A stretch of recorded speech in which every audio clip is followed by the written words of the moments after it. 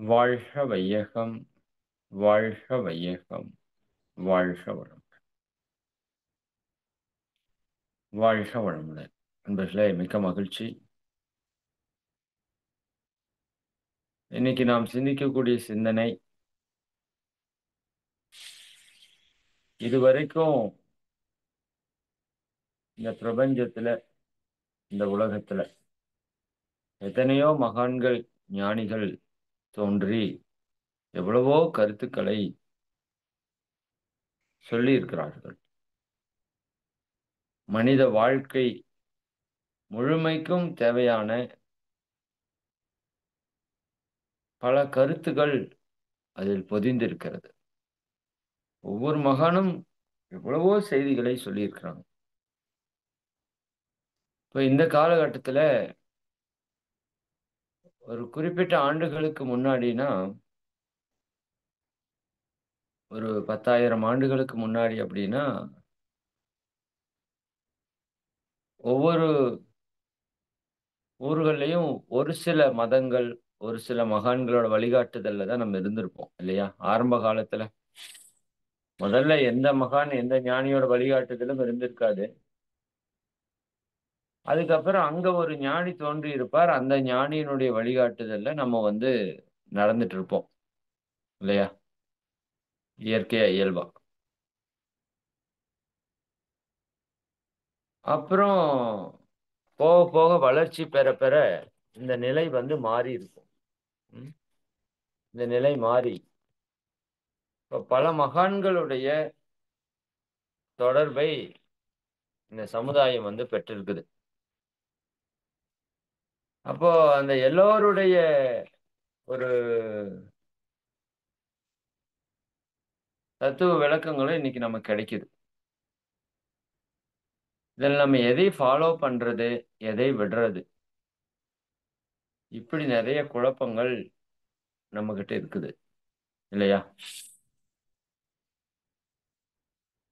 அப்போ மகரிஷி பாக்குறாங்க, இவ்வளவு விஷயங்களும் இருக்குது,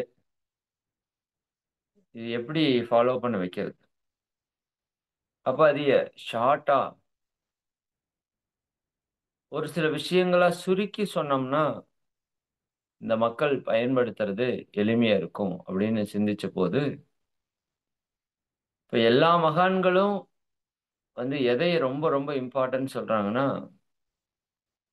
ஒழுக்கம் என்பது ரொம்ப ரொம்ப முக்கியம்னு சொல்றாங்க. வள்ளுவரும் சொல்றாரு, நபிகளும் சொல்றாங்க, இயேசு மகானும் சொல்றாரு, புத்தரும் சொல்றாரு.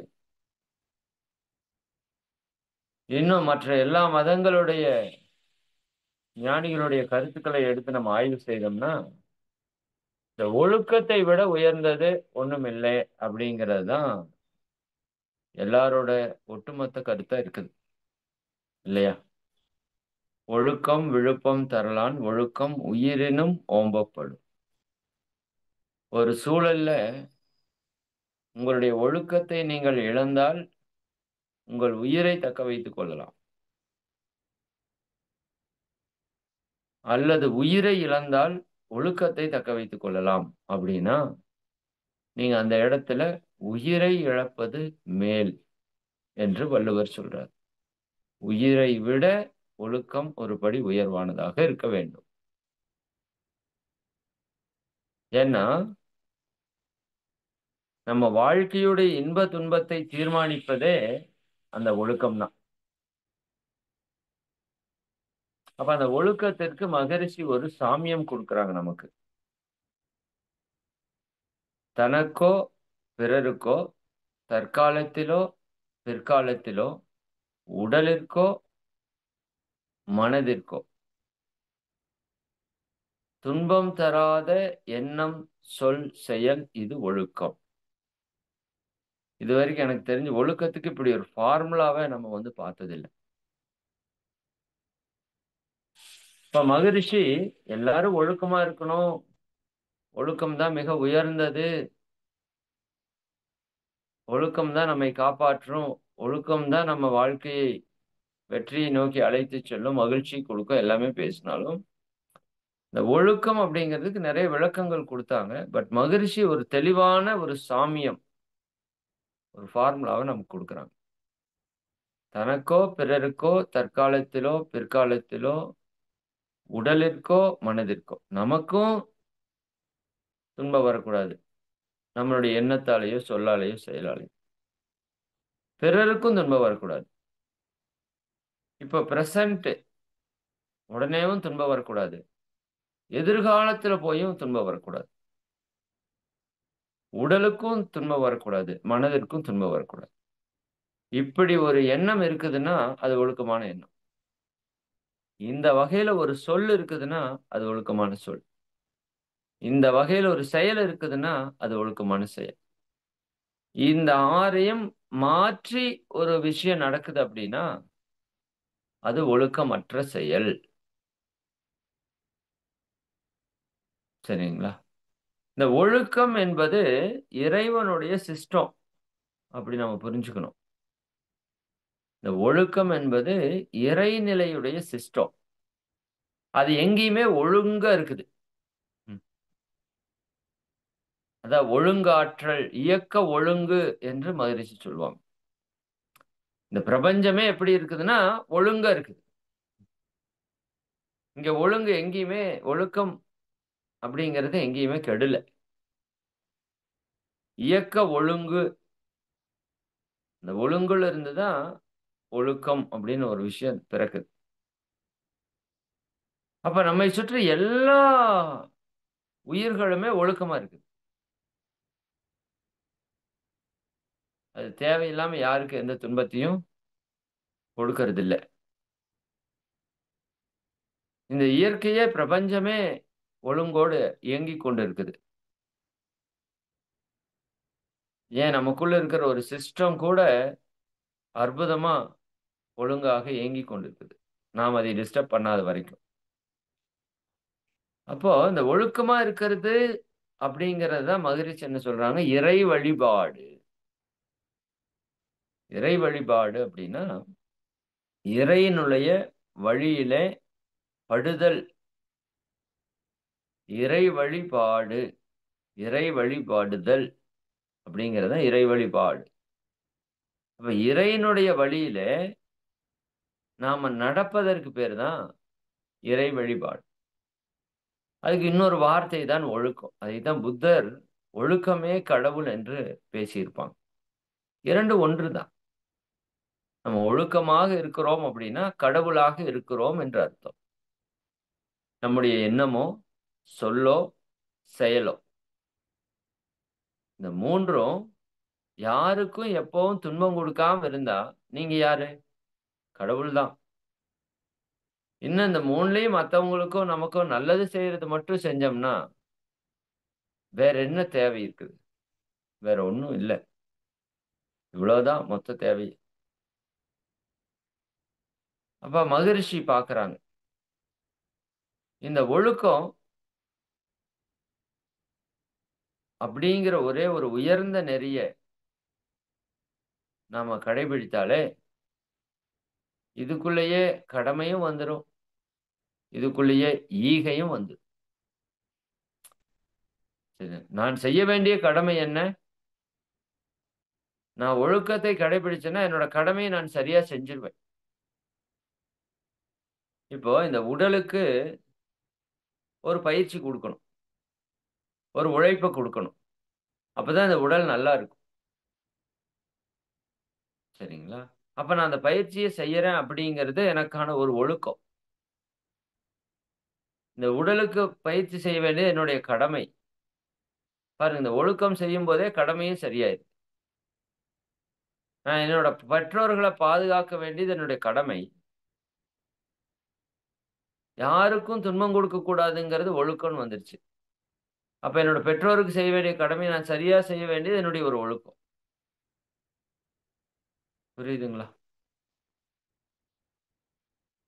அப்போ இந்த மாதிரி இந்த ஒழுக்கம் அப்படிங்கிறது ரொம்ப உயர்ந்ததுன்னு நீங்க புரிஞ்சுக்கணும். இதை உணர்ந்த மகரிஷி அவர்கள் நமக்கு ஐந்தொழுக்க பண்பாடு என்று ஒரு பண்பாடு. முதல்ல ஃபர்ஸ்ட் குடுத்தது 10 ஒழுக்க பண்பாடுன்னு குடுத்தாங்க. அதுக்கப்புறம் 5 ஒழுக்க பண்பாடுன்னு குடுத்தாங்க. கடைசியா 2 ஒழுக்க பண்பாடுன்னு ஒண்ணு குடுத்தாங்க.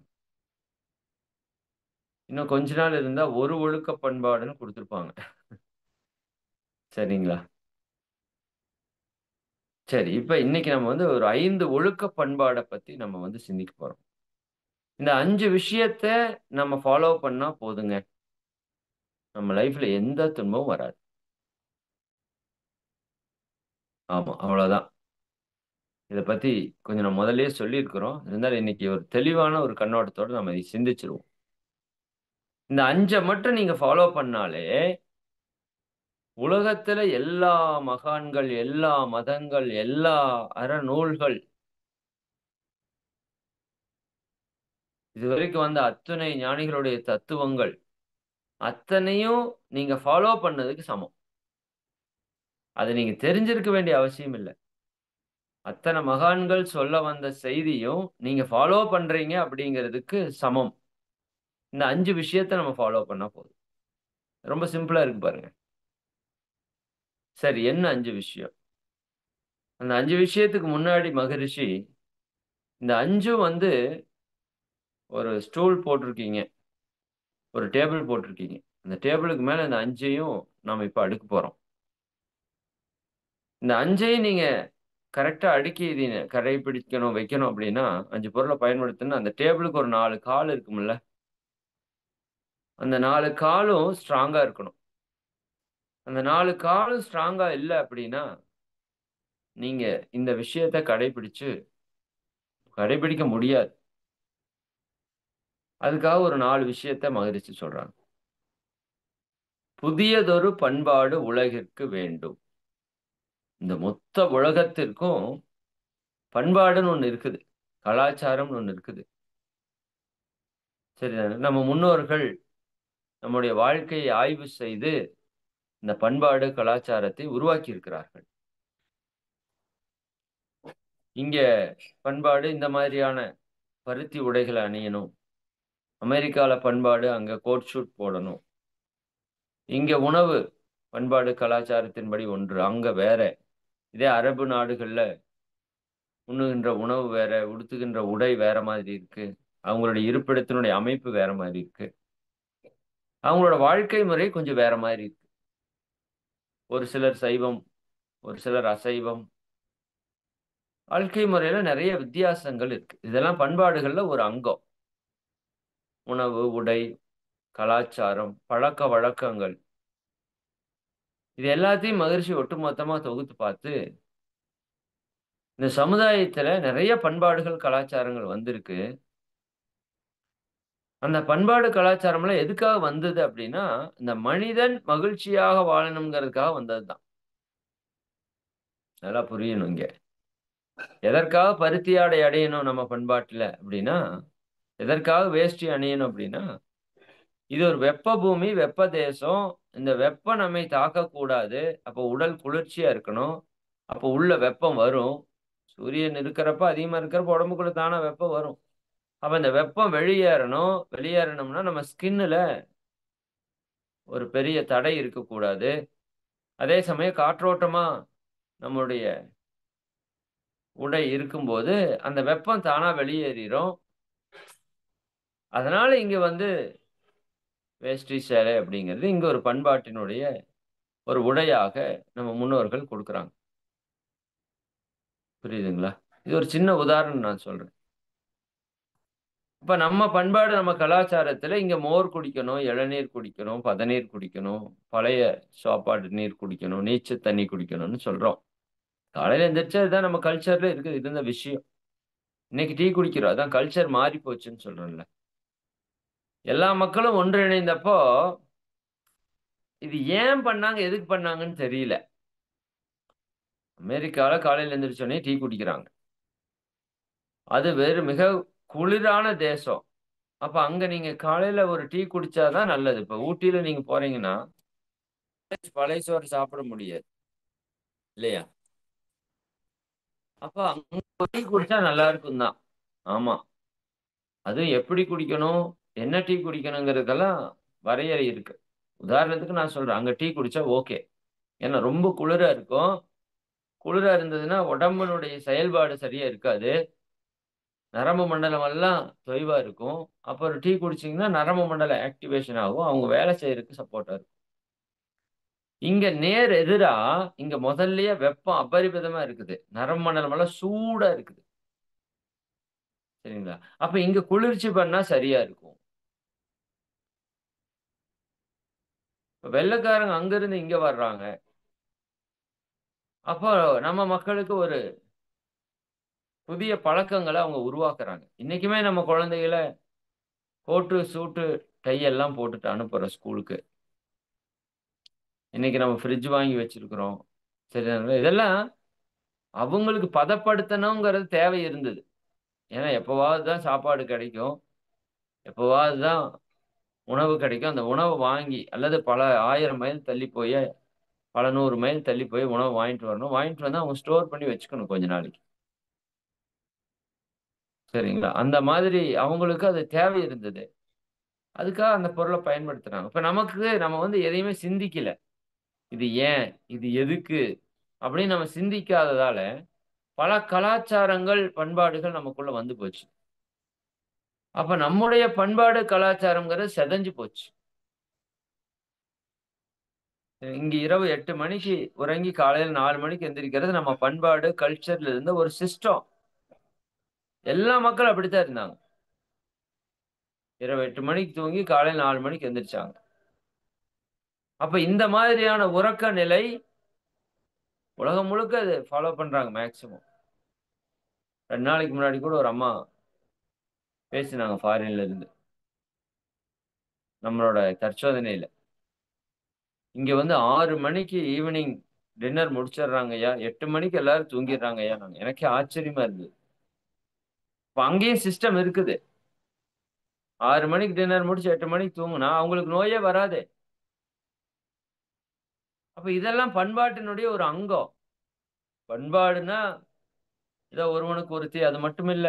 நம்ம வாழ்க்கை முறையே நம்ம பண்பாடு தான். நம்ம கலாச்சாரம் தான். இங்க உண்ணக்கூடிய உணவு, உடுத்த உடை, இருக்க இருப்பிடம், வாழ்க்கை முறை, பழக்கவழக்கங்கள் எல்லாமே பண்பாட்டினுடைய ஒரு அங்கம் தான். அப்ப இந்த பண்பாடு என்னாயி போச்சு அப்டின்னா, இப்ப பலதரப்பட்ட மக்களுடைய பண்பாடு இணையும்போது, இன்னும் நம்மளும் சிந்திக்காத போது, இப்ப இங்க இருக்கிற பண்பாடுகள் எல்லாம் குழம்பி போச்சு. கன்ஃப்யூஸ் ஆயிருச்சு. இன்னும் எந்தெந்த காலத்திலயோ என்னென்னவோ பண்பாடுகள் தேவை இருந்தது.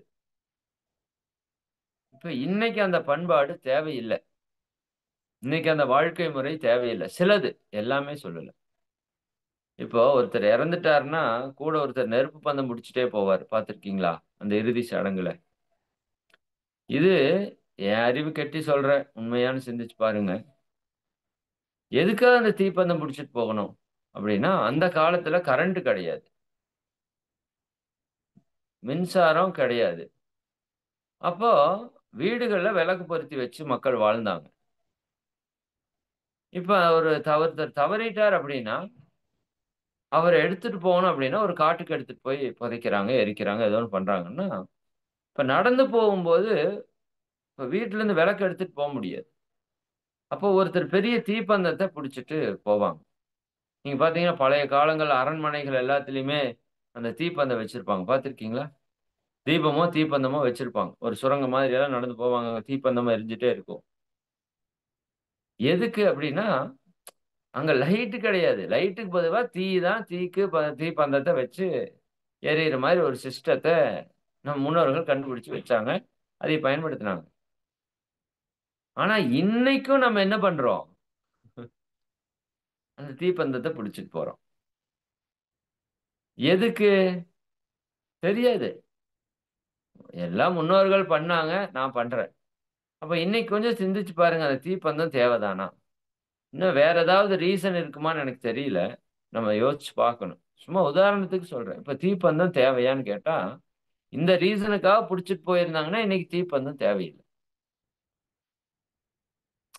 புரியுதாங்க? இப்படி நம்ம கொஞ்சம் ஆழ்ந்து சிந்திக்கணும். நம்ம தான் சிந்திக்கிறதே இல்லைன்னு முடிவு பண்ணிட்டோம். அப்ப இதெல்லாம் மகிழ்ச்சி சிந்திச்சு பார்த்து, இந்த உலகத்திற்கே மொத்தமா ஒரு புதிய பண்பாடு வேணும். ஏன்னா, இதுல நெறைய தப்பு தப்பான கலாச்சாரங்கள், பண்பாடுகள் வந்து போச்சு. இன்னும் தேவையில்லாததெல்லாம் நம்ம வச்சிருக்கிறோம். அப்ப இந்த பண்பாடு என்ன ஆயி போச்சு? கெட்டு போச்சு. கொஞ்சம் இடத்துல செதஞ்சு கூட போச்சு. என்னன்னே தெரியாது. ஒரு பாடல் கூட நீங்க ரஜினி பாடல் கேட்டிருக்கலாம். "ஒரு பண்பாடு இல்லை என்றால் பாரதம் இல்லை." இந்த பாரதம், தேசம் அப்படிங்கிறது உலகத்திற்கே ஆன்மீகத்தை, ஞானத்தை, பண்பாட்டை, கலாச்சாரத்தை, ஒழுக்கத்தை கற்றுக் கொடுக்கிற ஒரு பூமி. ஒவ்வொரு பூமிக்கும் ஒவ்வொரு சிறப்புல, இந்த பூமி ஆன்மீக பூமி, ஞான பூமி, புண்ணிய பூமி. அப்ப இதனோட ஆணி வேர் எதுல இருக்குதுங்க? மேலை நாடுகள்ல ஆணி வேர் பணம். இங்க ஆணி வேர் வந்து ஆன்மீகம், அருள், இறை ஆற்றல். அப்போ ஒரு பண்பாடு இல்லை என்றால் பாரதம் இல்லை. நாம் பண்போடு வாழ்ந்திருந்தால் பாவமும் இல்லை. இந்த பண்போடு வாழணும் அப்படிங்கிறது தான், இந்த பண்புகள் தான் பண்பாடு. பாடு என்றால் நடத்தல், பண்படுதல். எப்படி இறை வழிபாடு, இறை வழிபடு. பண்பாடுன்னா பண்படு, கல்ச்சர். அது எங்கிருந்து வார்த்தை வந்ததுன்னா, அக்ரிகல்ச்சர், நிலப்பண்பாடு.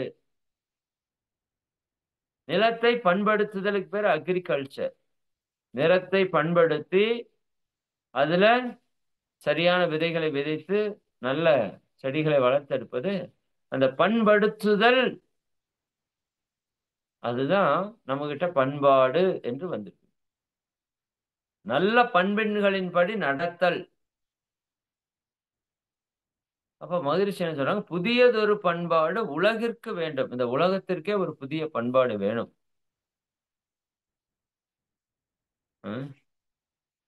இந்த 5 விஷயத்த உலக மக்கள் எல்லாரும் கடைபிடிச்சா, உலகம் அமைதியா இருக்கும். எல்லா மக்களும் சந்தோஷமா இருப்பாங்க. எவ்வளோ ஈஸி பாருங்க. சரி, இந்த 5யும் கடைபிடிக்கிறதுக்கு ஒரு 4 விஷயத்த விடணும்னு சொல்றாரு. 1 போதை, போர், பொய், புகை. இன்னைக்கு போதை அப்படிங்கிறது நெறைய வந்துருச்சு. போதைப் பொருட்கள், போதை கலாச்சாரம். இன்னைக்கு நெறைய படங்கள்ல பார்க்கிறோம். நெறைய மாணவர்கள், இளைஞர்கள் இந்த போதைக்கு அடிமையாகிக் கொண்டிருக்கிறத பார்க்கிறோம். சரிதானுங்களா? டாஸ்மார்க்ல எத்தன குடும்ப மக்கள் அங்க போய் நிக்கிறாங்க, ஆண் மக்கள். எத்தன குடும்பம் சீரழியுது. போதை, போர். இது உலகளாவிய இருக்கிற ஒரு மிகப்பெரிய பிரச்சனை. பொய், சர்வ சாதாரணமா நம்ம பேசிக் கொண்டிருக்கிற ஒரு விஷயம். புகை, புகைப்பழக்கம். சரிங்களா? இன்னைக்கு எத்தனையோ கோடிக்கணக்கான மக்களுடைய உயிரை பறித்துக் கொண்டிருக்கிறது. அப்ப இந்த போதை, போர், பொய், புகை இந்த 4மே வந்து பில்லர்ஸ். போதை இல்லாம இருக்கணும். அப்பதான் இந்த பில்லர் ஸ்ட்ராங்கா இருக்கும். இல்லையா? போர் இல்லாம இருக்கணும். பொய் இல்லாம இருக்கணும். புகை இல்லாம இருக்கணும். அப்ப இந்த 4 பில்லர் ஸ்ட்ராங்கா இருந்தா, அதுக்கு மேல நீங்க என்ன பண்ணலாம்? இதை கட்டி எழுப்புறது ஈஸியா நல்லா எழுப்பலாம். சரி. அப்போ புதியதொரு பண்பாடு உலகிற்கு வேண்டும். போதை, போர், பொய், புகை ஒழித்து அமுல் செய்வோம். இந்த உலகம் முழுக்க போதைங்கிற ஒன்று இருக்கக்கூடாது. போர் என்று ஒன்று இருக்கக்கூடாது. யாரும் பொய்யே இங்கு பேசக்கூடாது. புகை என்ற பழக்கம் இங்க இருக்கக்கூடாது. இது ஃபர்ஸ்ட் நம்ம வந்து என்ன பண்ணணும்? இம்ப்ளிமெண்ட் பண்ணணும். சரிங்களா? சரி. அதற்கு தான் பயிற்சிகள், தத்துவங்கள், வழிமுறைகள் எல்லாம் மகிழ்ச்சி சொல்றாங்க. சரி, அடுத்தது இப்போ முதல் ஒழுக்க பண்பாடு. என்ன நம்ம பண்ணணும்? இந்த 4யும் தவிர்க்கணும். இந்த 4ம் இயமாஸ். தவிர்க்க வேண்டியது. நியமாஸ் என்ன? செய்ய வேண்டியது என்ன? அப்படின்னா, அதிக சுமை ஏதுமில்லை. ரொம்ப கஷ்டமெல்லாம் நான் ஒண்ணும் சொல்லல. கஷ்டமும் இல்ல. இயற்கையில வந்து பறவை பாருங்க, காலையில எந்திரிக்குது ஜாலியா. கீ கீ கீ கீன்னு கத்திட்டு இருக்குது. கூவுது, அகவுது, சந்தோஷமா இருக்குது. அப்படியே கொஞ்சம் தூரம் பறந்து போகுது. ஏதோ ஒரு இடத்துல அதுக்கு ஒரு உணவு இருக்குது. தேடி போகுது. ஜாலியா போகுது. அங்கங்க போய் கொஞ்சம் கொஞ்சம் ஏதாவது இருக்கிறத சாப்பிடுது. சாப்பிட்டுட்டு அப்படியே அந்த ஃப்ரெண்ட்ஸ் கூட அப்படியே ஜாலியா ரவுண்ட் அடிக்குது, சுத்துது, கத்துது, விளையாடுது. சரிங்களா? அப்ப அப்படி அப்படியே கொஞ்சம் கொஞ்சமா, கொஞ்சம் கொஞ்சமா கொறிக்குது. சாயங்காலம் வரைக்கும் இதுதான் வேலை. வேற ஒண்ணும் வேலை இல்ல. ஜாலியா இருக்க வேண்டியது தான். இல்லாட்டி கொஞ்சம் அமைதியா இருக்க வேண்டியது தான். இல்லாட்டி உணவு ஏதாவது இருந்தா தேட வேண்டியது தான். சாயங்காலம் ஆனா, அப்படியே அங்கருந்து அப்படியே கூட்டுக்கு வருது. 6 மணி ஆயிடுச்சுன்னா, வந்துட்டு இங்க எல்லாம் ஒண்ணா கூடி, காலையிலேருந்து சாயங்காலம் வரைக்கும் அவங்க பெற்ற அந்த அனுபவத்த, சந்தோஷத்த நல்லா சத்தம் போட்டு பரப்பிட்டு, ஜாலியா இருந்துட்டு, அப்படியே தூங்குது. காலையில மறுபடியும் ப்ராசஸ் ஸ்டார்ட் ஆகுது. என்ன ஒரு அழகான, ஒரு இயல்பான வாழ்க்கை. சந்தோஷமான ஒரு நாய்க்குட்டிக்கு பாருங்க, எப்ப பார்த்தாலும் சின்ன நாயும் சரி, பெரிய நாயும் சரி. சின்ன நாய்கள் மட்டும் சந்தோஷமா இருக்கிறதில்ல. சின்ன நாய் இருந்தா பெரிய நாய் கூடயே அது என்ன பண்ணுது? ஹேப்பியா விளையாண்டே இருக்குது. ஏன்னா அதுக்கு என்ன தேவை? சாப்பாடு அது ஏதோ ஒரு இடத்துல கொஞ்சம் கொஞ்சம் கிடைச்சிருது. சரி. அப்ப 2ம் கொஞ்ச நேரம் சண்டை போட்டு, சத்தம் போட்டுட்டு, கடிச்சுக்கிட்டு, விளையாண்டுட்டு, ஜாலியா சுத்திட்டு, ஓடிட்டு, ஒடியாந்துட்டு. அப்புறம் கொஞ்ச நேரம் நல்லா அமைதியா படுத்துக்குது. அமைதியா படுத்து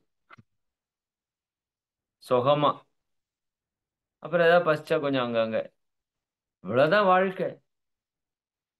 எப்படி இருக்கு பாருங்க. நம்ம வாழ்க்கையும் பெருசா ஒண்ணும் கஷ்டம் இல்லைங்கிறாரு மகேஷ். அதிக சுமையெல்லாம் ஒண்ணும் இல்லப்பா. ஃபர்ஸ்ட் ஒரு விஷயம். அதிக சுமை ஏதுமில்லை. அவரவர் தம் அறிவின் ஆற்றலினால் உடல் உழைப்பால் வாழ்வதென்ற முடிவு. இது வந்து ஃபர்ஸ்ட் ஒழுக்கம். என்னோட எனக்குன்னு ஒரு அறிவு இருக்கு. எனக்குன்னு ஒரு ஆற்றல் இருக்கு. எனக்குன்னு ஒரு உடல் இருக்கு. அதுல சக்தி இருக்கு. இந்த சக்திய கொண்டு தான் நான் வாழ்வேன். அடுத்தவன் பொருள் எனக்கு வேண்டாம். அது அப்பாவே இருந்தாலும் வேண்டாம். அவங்களா குடுத்தா வாங்கிக்குவாங்க. கேட்டு வாங்குறது இல்ல. பிச்சை எடுக்கிறது இல்ல யாருகிட்டயும். அப்பாகிட்டயே இருந்தாலும் பிச்சை எடுக்கிறது இல்ல நம்ம. சரி. அவங்களா பார்த்து இந்தாப்பா இத வச்சுக்கோ அப்டின்னா, சரி வாங்கிக்கோங்க. அதுவுமே உங்களுக்கு தேவைன்னா வச்சுக்கோங்க. தேவையில்லாட்டி அதை தான தர்மம் பண்ணிருங்க. சரிங்களா? அப்பாட்ட சொத்து இல்லன்னு வச்சுக்கோங்களேன். நீங்க என்ன பண்ணியிருப்பீங்க? உங்க உடல் உழைப்பு, உங்க அறிவினோட ஆற்றல்ல தான வாழ்ந்திருப்பீங்க. சரிதானே? அதேபோல மற்றவர்களுடைய உடல் உழைப்பையோ, அறிவையோ நான் வாங்கிற கூடாது. சொத்தின் மூலமா அப்பாவுடைய, முன்னோர்களுடைய அறிவும், ஆற்றலும், உடல் உழைப்பும் எனக்கு வருது. அது கூட ஒரு விதத்தில பரவால்ல. மற்றபடி மற்றவர்களை ஏமாற்றியோ, மற்றவர்களிடை பறித்தோ, இன்னைக்கு எத்தனையோ பிசினஸ் அப்படித்தான் நடக்குது. அடுத்தவங்களோட உடல் உழைப்பையும், ஆற்றலையும் பிடுங்கி தான் நெறைய பிசினஸ் நடக்குது. இல்லாட்டி இவ்வளோ கோடி கோடியா பணக்காரர் உருவாக முடியாது. சரிங்களா? பல பேருடைய பணத்த பறிச்சு தான் அவங்க கோடீஸ்வரர் ஆகுறாங்க. மேக்ஸிமம் அப்படித்தான் நடக்குது. ஏன்னா சரியாக, முறையாக ஒரு விஷயம் செய்றப்போ பெருசா கோடீஸ்வரர் ஆகுறதுக்கான வாய்ப்பு குறைவு. ஏதோ ஒரு தப்பு பண்ண ரூ. 10க்கு வாங்குறத ரூ. 11க்கு வித்தீங்கன்னா, உங்களுக்கு ஓரளவுக்கு தான் லாபம் வரும். ரூ. 10க்கு வாங்குறத ரூ. 15க்கு வித்தீங்கன்னா, அதிகப்படியான லாபம் வரும். அப்ப அவங்க பெரிய லாபம் எடுத்து சம்பாரிச்சுட்டாங்கன்னு நெனைக்கிறோம் நம்ம. பணக்காரர்ன்னு நெனைக்கிறோம். அது சாதாரண மக்கள் பல பேருடைய பணத்த அவங்க பதுக்கி திருடி வச்சிருக்காங்க.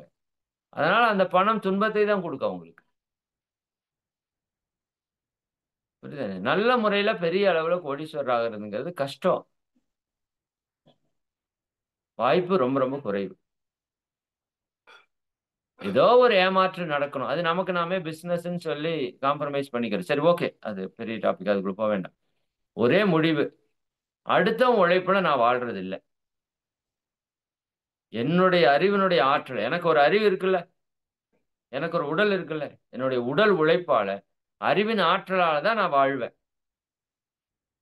வேற யாருகிட்டயும் எதையும் நான் கேட்க போறதில்ல. இப்படி எல்லாரும் முடிவு பண்ணிட்டா, எப்படி இருக்கும் வாழ்க்கை? உலகத்துல இருக்கிற எல்லாரும், என் அறிவு, என் ஆற்றல்ல தான்யா நான் வாழ்வேன். அப்படின்னு முடிவு பண்ணிட்டா. உலகம் எப்படி இருக்கும்? ஒரே நாள்ல உலகம் அமைதியாயிரு, சந்தோஷமாயிரு. அதிக சுமை ஏதுமில்லை. அவரவர்தம் அறிவின் ஆற்றலினால் உடல் உழைப்பால் வாழ்வதென்ற முடிவு. இதான் முதல் முடிவு. இப்படி முடிவு எடுத்தரணும். என்னோட அறிவு, என்னுடைய ஆற்றல். அதை கொண்டு தான் நான் வாழ்வேன். அதை நான் மேம்படுத்தி, அதை எப்படி நான் டெவலப் பண்ணி, எந்த அளவுக்கு என்ன கிடைக்குதோ அதை வச்சு வாழ்ந்துட்டு போறேன். என்ன ஆச்சு இப்ப? மாசம் ரூ. 5000 குடும்பம் நடத்துறவனும் இருக்கிறான். 50,000த்துல நடத்துறவனும் இருக்கிறான். 5,00,000த்துல நடத்துறவனும் இருக்கிறான். 5,00,00,000ல நடத்துறவனும் இருக்கிறான். ஏன் 50,00,00,000, 1000,00,00,000ல நடத்துறவன் கூட இருக்கிறான். சரி இருந்துட்டு போறான். என்ன? மாசம் 2,000, 3,000 குடும்பம் நடத்துறவன் இருக்கானா இல்லையா உலகத்துல? இருக்கிறான். அதை விட கம்மியா கூட குடும்பம் நடத்துறான்.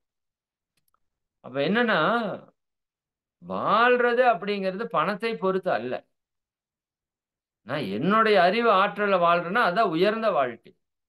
அடுத்தவன் பொருள வாங்கி வாழணும்னு என்ன அவசியம் இருக்கு? தேவையில்ல. 2வது, மதிப்பிறழ்ந்து மற்றவர்கள் மனம், உடல் வருத்தா மாநெறி. 2வது என்ன? மதிப்பிறழ்ந்து, மதின்னா என்ன? அறிவு. இந்த அறிவு சரியா இருந்தா, மற்றவர்களுக்கு நம்ம துன்பம் கொடுக்க மாட்டோம். யோசிச்சு பாருங்க. அறிவு சரியா இருந்தா மற்றவங்களுக்கு நம்ம துன்பம் கொடுக்க மாட்டோம். இந்த மதி பிறழ்ந்து போயிருச்சுன்னு சொல்றாரு மகிழ்ச்சி. மதி பிறழ்ந்து போயிருச்சு. சரியா இல்ல. மதி பிறழ்ந்து அறிவு கெட்டு மற்றவர்களுடைய உடலிற்கோ மனதிற்கோ துன்பம் கொடுக்கிறோம் நம்ம. இல்லையா? கொடுக்கிறோமா இல்லையா? யாராவது உண்மையா தன்னோட வாழ்க்கைனா என்ன? பிறருக்கு துன்பம் கொடுத்தோம்னா நமக்கு பாவம் வரும். பாவத்தினுடைய வெளிப்பாடு நமக்கு துன்பம் வரும். இது எல்லாருக்கும் தெரியுமா இல்லையா? எல்லாருக்கும் தெரியும். அப்ப பிறருக்கு துன்பம் கொடுக்கக் கூடாது அப்படிங்கிறது தான் மனித வாழ்க்கையினுடைய மிகப்பெரிய ரகசியம். ஏன்னா நீ எதை கொடுத்தாலும் திரும்பி வரும் இங்க. அப்ப நீ நல்லது கொடுத்தா நல்லது வரும். துன்பத்தை கொடுத்தா துன்பம் வரும். இல்லையா? இது எல்லாருக்குமே தெரியும். சின்ன குழந்தைக்கு கூட தெரியும். கைய தட்டினா சத்தம் வரும். அப்ப அறிவு சரியா இருந்ததுன்னா, நம்ம யாராச்சும் துன்பம் கொடுப்போமா? கொடுக்க மாட்டோம்.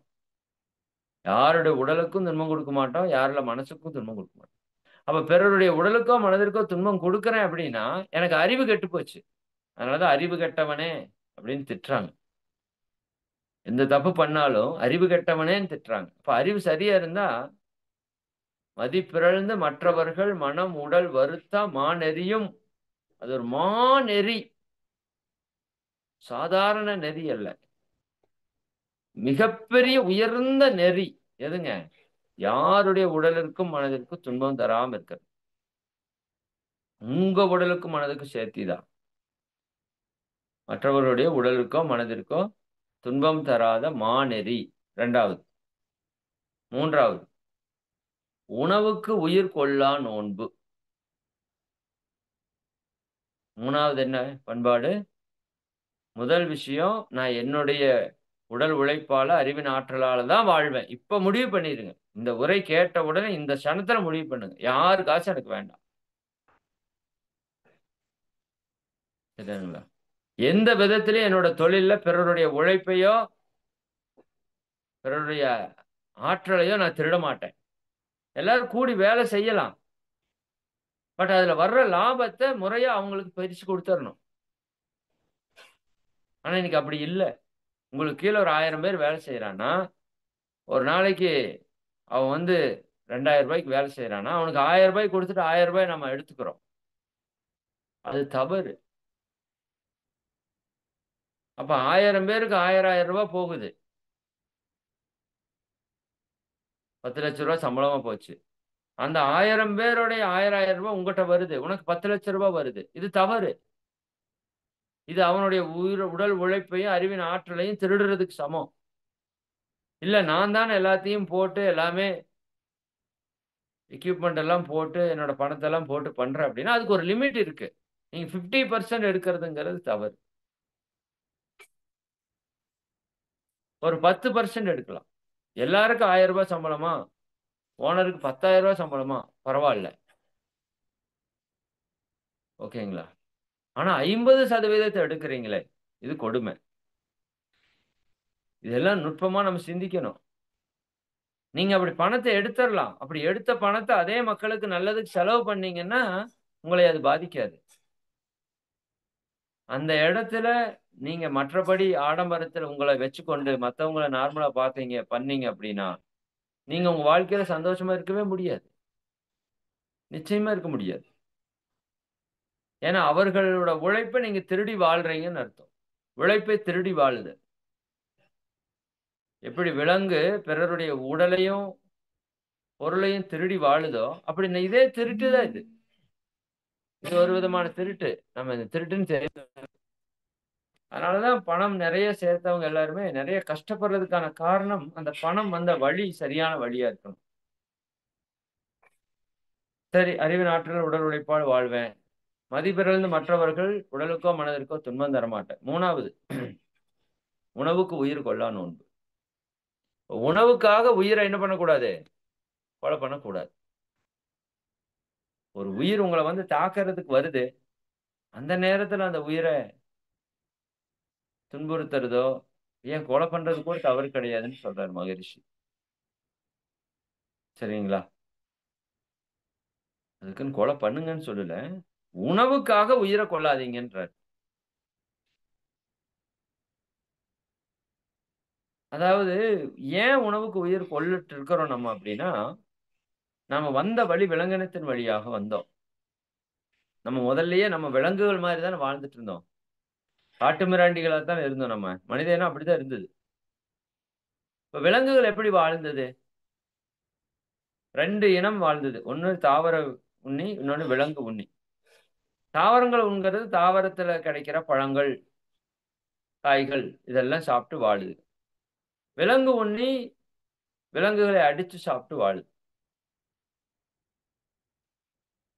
மனிதன் இந்த 2யுமே சாப்பிட்டு வாழ்றதுக்கான தன்மையில வர்றான். ஆமா. அவன் விலங்கினத்திலிருந்து வர்றான். அதனால இவன் தாவர உணவையும் சாப்பிடுறான். விலங்கு உணவையும் அப்படியே வாழ்ந்துட்டான். அப்படியே வந்துருச்சு. அவனோட ஹெரிடிட்டரியா அப்படியே வந்துருச்சு. விலங்கினத்திலிருந்து தான வந்தான். அதனால இங்க சிந்தனை அறிவு பெறுவதற்கு முன்னாடி, நம்ம எல்லாமே நான்வெஜ் எல்லாம் அடிச்சு நேரடியா சாப்பிட்டவங்க தான் விலங்குகள் போல. அப்புறம் அறிவு கொஞ்சம் கொஞ்சமா பக்குவமா வந்தப்ப நெருப்பு கண்டுபிடிச்சான். அப்புறம் சமைச்சு சாப்பிட்டான். அப்புறம் விவசாயம் கண்டுபிடிச்சான். அப்புறம் மனிதனுடைய உடல் கூற ஆய்வு செய்யறதுக்கு ஆரம்பிச்சான். அப்போ அவன் முடிவு என்ன பண்ணான்னா, இந்த உடலோட சிஸ்டம் வெஜ்ஜுக்கு தான் பொருத்தமா இருக்குதுன்னு கண்டுபிடிச்சான். இந்த உயிரினங்கள்லயே வெஜ் உயிரினங்கள், நான்வெஜ் உயிரினங்கள்னு இருக்குல்ல. அந்த 2ஓட சிஸ்டத்தையும் எடுத்து பார்க்குறான். அதனோட உடல் அமைப்பு எப்படி இருக்கு? வெஜ் சாப்பிடுற உயிரினத்தோட பல் எப்படி இருக்குது? நாக்கு எப்படி இருக்குது? உமிழ்நீர் எப்படி இருக்குது? அதனோட குடல்களுடைய அமைப்பு எப்படி இருக்குது? இதெல்லாம் பார்க்குறான். நான்வெஜ் சாப்பிடுறது எப்படி இருக்குன்னு பார்க்குறான். இப்ப மனிதனுடையது 95% வெஜ்ஜுக்கு தான் பொருத்தமா இருக்குது. அப்ப மனிதன் ஒரு சைவ பிராணி. அதுவும் இல்லாம எல்லாமே தெய்வத்தினுடைய படைப்பா இருக்கிறதால, இந்த உயிரை கொல்லுவது என்பது, அந்த உயிருக்குள்ள யார் இருக்கா? இறைவன் இருக்கான். அப்ப அவனையே நீங்க கொல்றதுக்கு சமம். அப்படின்னு சிந்திச்சு உணர்ந்த மகான்கள், இந்த உயிரை கொலை செய்யக்கூடாதுன்னு சொன்னாங்க. இதே இஸ்லாத்துல உயிரை கொலை செய்யலான்னு ஒண்ணு இருக்குது. ஆமா. அது என்ன காரணம்னா, அந்த நாடு, அரபு நாட்டுல இந்த இந்தியா மாதிரி விவசாயம் பண்ண முடியாது. அங்க உணவு கிடையாது. தாவர உணவு அங்க உற்பத்தி பண்ண முடியாது. கஷ்டம். அப்ப என்ன பண்ணாங்க, இந்த மனிதன் வாழணும் அப்படிங்கிறதுனால, அந்த பிற உயிர்களை கொன்றாவது நம்ம வாழணும் அப்படிங்கிறதுனால, அந்த ஹலால் என்ற ஒரு முறையில இறை அனுமதி, மன்னிப்பு கேட்டு, சரிங்களா? இந்த உயிர் வந்து இறைவன உணர்றதுக்காக வந்திருக்கு. ஆனா, இங்க தாவர உணவுகள் எதுவும் இல்ல. அதனால நீங்க உங்களுடைய உயிரை எடுத்து நாங்க எங்களுடைய உணவா பயன்படுத்திக்கிறோம்.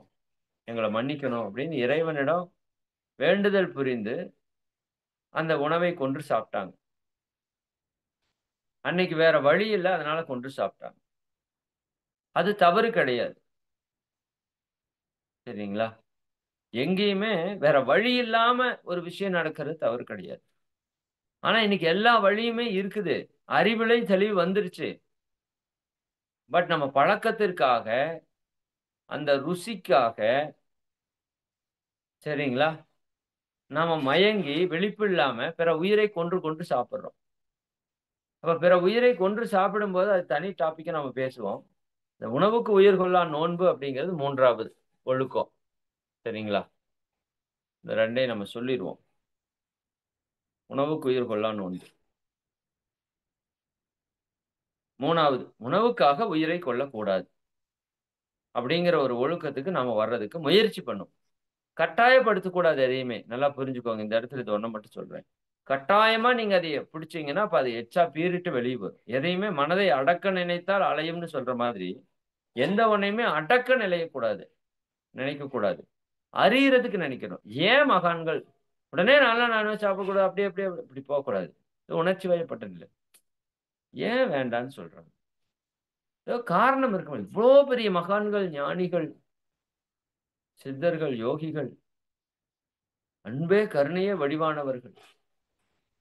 அல்லாஹ் அப்படின்னா, அன்பே வடிவானவர்ன்னு அர்த்தம். ஒரு அன்பு வடிவான ஒருத்தர் உன்ன கொல்றதுக்கு சொல்லுவாரா? வாய்ப்பே இல்ல. இல்லையா? ஜீசஸ் ஆட்டுக்குட்டி வச்சிருக்கிறது பாருங்களேன். இல்லையா? அந்த அன்பே வடிவானவர் ஒரு உயிர கொல்ல சொல்லுவாரா? வாய்ப்பில்ல. இல்லாத போது கொன்று சாப்ட்டுருக்கலாம். அது வேற. சரி, அப்போ உணவுக்கு உயிர் கொல்ல வேண்டாம்ன்னு மகரிஷி சொல்றாங்க. இது கட்டாயம் அல்ல. நீங்க சிந்தனைக்கு எடுத்து சிந்திச்சு பாருங்க. உங்களுக்கு அறிவுக்கு பொருந்துச்சுன்னா விட்டுருங்க. இல்லாட்டி நீங்க எப்பவும் போல இருங்க. அவ்வளவுதான். 4வது பொது விதியாய் பிறர் பொருளை வாழ்க்கை சுதந்திரத்தை போற்றி காத்தும். பொது விதியாய். எப்படி?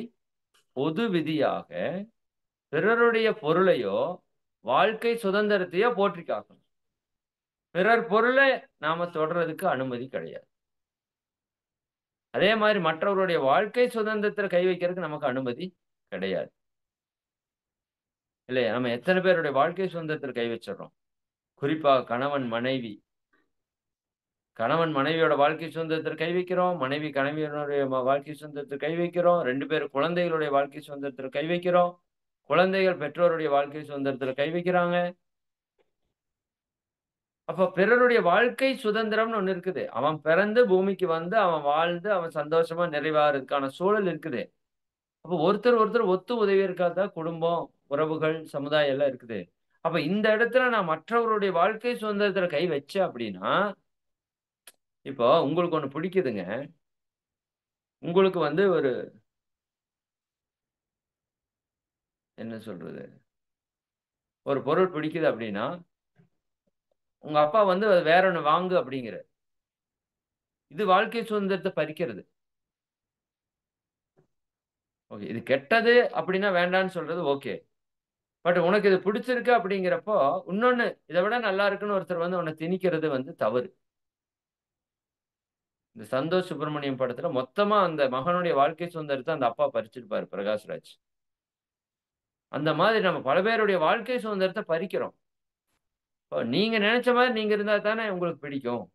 உங்க அம்மா, அப்பா வீட்டுக்கு போறதுக்கு பிடிக்கும்னா, அது உங்களோட சுதந்திரம். ஒரு கணவனோ, மனைவியோ உங்க அம்மா, அப்பா வீட்டுக்கு போக்கூடாதுன்னு பிடிக்கிறீங்கன்னா, அது மிகப்பெரிய பாவம். அவங்களோட வாழ்க்கை சுதந்திரத்துல நீங்க கை வைக்கிறீங்க. அப்படி வைக்கக்கூடாது. கடைசியா பிறர் துன்பம் போக்கும் அன்பு வேண்டும். கடைசியா என்ன சொல்றாரு? பிறர் துன்பத்தை போக்கக்கூடிய அன்பு வேண்டும். நமக்கு முன்னாடி யாரோ ஒருத்தர் துன்பப்படுறாங்க அப்படின்னா, எனக்கு தெரிஞ்சிருச்சு அப்படின்னா, உங்களால முடிஞ்ச வரைக்கும் அவர் துன்பத்தை போக்குங்க. ஏன்னா இறைவன் தான் அங்க துன்பப்பட்டுட்டு இருக்கான். அப்ப துன்பத்தை போக்கும்போது, உங்களுடைய பாவம் போகும், புண்ணியம் பெருகும், உங்க வாழ்க்கையில நிம்மதியா வாழ முடியும். இந்த 5ம் தான் ஐந்தொழுக்க பண்பாடு. அடுத்தவங்களோட உடலால, உழைப்பால, அறிவால, ஆற்றலால நான் வாழ மாட்டேன். என்னுடைய உடல் உழைப்பு, அறிவால, ஆற்றலால நான் வாழுவேன். மற்றவர்களுடைய உடலுக்கோ, மனதிற்கோ துன்பம் தரமாட்டேன். உணவுக்காக உயிர் கொலை செய்ய மாட்டேன். மற்றவருடைய வாழ்க்கை சுதந்திரத்தையோ, பொருளையோ நான் பறிக்க மாட்டேன். பிறர் துன்பம் போக்குறதுக்கு என்னால முடிஞ்ச செயல செய்வேன். அன்பு செலுத்துவேன். அவ்வளவுதான். இந்த 5ம் தான் ஐந்தொழுக்க பண்பாடு. இத எழுதி வச்சு டெய்லி நம்ம ஃபாலோ பண்றோமான்னு செக் பண்ணுங்க. இந்த 5ஐயும் ஃபாலோ பண்ணாலே நீங்கள், நானும் ஞானி, மகான், இறைவனே என்று எடுத்துக்கொள்ளலாம். சரி, மிக்க மகிழ்ச்சி. அனைவருக்கும் நன்றி. இதை சிந்திச்சு செயல்படுத்த முயற்சி செய்வோம். நீங்களும் உங்கள் அன்பு குடும்ப உறுப்பினர்கள் அனைவரும் அருட்பேராற்றல் கருணையினால் உடல் நலம், நீளாயுள், நிறை செல்வம், உயர் புகழ், மெஞ்ஞானம் ஓங்கி, இறை உணர்வு, அறநெறி, கல்வி, தனம், தானியம், இளமை, வலிவு, துணிவு, நன்மக்கட்பேறு, அறிவிலுயர்ந்தோர் நட்பு, அன்புடைமை, அகத்தவம், அழகு, புகழ், மனித மதிப்புணர்ந்து ஒழுகும் பண்பு, பொறையுடைமை எனும் பேறு 16ம் பெற்று பெருவாழ்வு வாழ்க. வாழ்க வளமுடன். வாழ்க வளமுடன். வாழ்க வளமுடன்மா, நிறை பண்ணிக்கலாம். வாழ்க வளமுடன்.